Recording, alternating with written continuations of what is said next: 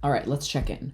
By only a 1 vote margin, congressional Republicans pushed through what Donald Trump is calling his one great big beautiful bill. A big beautiful bill that is going to devastate Medicaid. We know that. Here in Michigan, half of all kids in the state rely on Medicaid.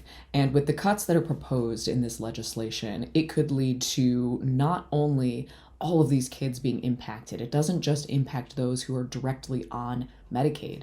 There are rural hospitals that might have to close their doors because they rely so heavily on Medicaid. Birthing centers may be impacted because they rely so heavily on Medicaid. And if you have your mom or your grandma in a senior center, a nursing home, that may have to close its doors or seriously reduce its staff or its hours because so many of these facilities rely on Medicaid. Now, that has gotten the bulk of the coverage, but there's a lot more in this bill that you may not be aware of. So today, let's go through some of the hidden provisions that make this big, beautiful bill a big, bad disaster. The reconciliation bill explicitly states, and I'm going to quote it here, that nonprofit organizations that, quote, primarily engaged in family planning services, reproductive health, and related medical care, unquote, and also provide abortions are not allowed to receive federal funds. Now, if that is setting off alarm bells in your head because that sounds like an attack on Planned Parenthood, bingo, you are absolutely correct. What we know is that restricting reproductive health care doesn't just limit choice. It puts women's lives on the line, and we've seen the devastating consequences of that all across the country as women are being driven to the brink of death before they get access to reproductive health care. Now, here in Michigan, you may be thinking, no problem, we've already taken care of this. In 2022, voters overwhelmingly passed Prop 3, which codified reproductive rights and abortion access into our state constitution. But just because it's a constitutional right doesn't mean you have access to it if the funding for the services required are restricted. Now, you will hear many Republicans tell you that this issue is decided, that they trust the will of the voters. But this provision in this bill is a backdoor way to attack our fundamental rights, something that we voted for here in the state of Michigan.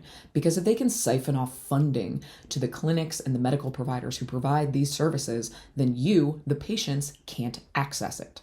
Also tucked into the bill is a very different and much more dangerous type of tax. This legislation attempts to get rid of a nearly 100-year-old consumer tax on silencers for firearms. That's right, they want to make it significantly easier for criminals to put silencers on their guns. Essentially, the provision does this. Americans would no longer be required to pay $200 when buying a firearm silencer, an add-on feature that does exactly what it sounds like, significantly reduces the sound of a gunshot. This is dangerous for 2 reasons. First, repealing this tax could cost you and all American taxpayers $1.4 billion over the next decade, according to a joint committee on taxation. That's money that could go to schools, public safety, healthcare, and more.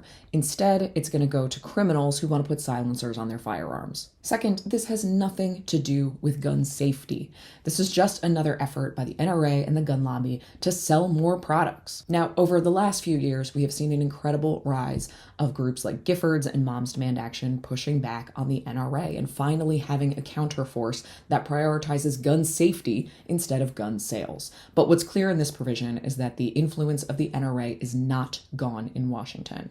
This bill also has deep, deep cuts to food assistance, the SNAP program, $300 billion to be exact. This would be the largest overhaul in modern memory to the Supplemental Nutrition Assistance Program, otherwise known as SNAP. It is embarrassing that in the wealthiest country on earth, we still have people who suffer from food insecurity. At its most basic level, SNAP helps 42 million people pay for food. Now, in a moment when the MAHA movement is taking flight and people are being critical of the fact that Americans are not healthy enough, cutting off access to healthy foods is one of the worst things we could possibly do to improve people's health. Here in Michigan, that's over 1.5 million Michiganders who benefit from from the SNAP program. Taking food away from hungry kids just to give another tax break to the wealthiest of the wealthy Americans who are already doing well is heinous. It is just not what we should do as Americans. We should make sure that no kid and no family has to go hungry. It's being reported that Senate Republicans highly anticipate rewriting this legislation. That means there's a lot of work that we can do to raise our voices and put an end to this big, bad, not so beautiful bill. This is the time to contact your senators. Here in Michigan, that's Alyssa Slotkin and Gary Peters.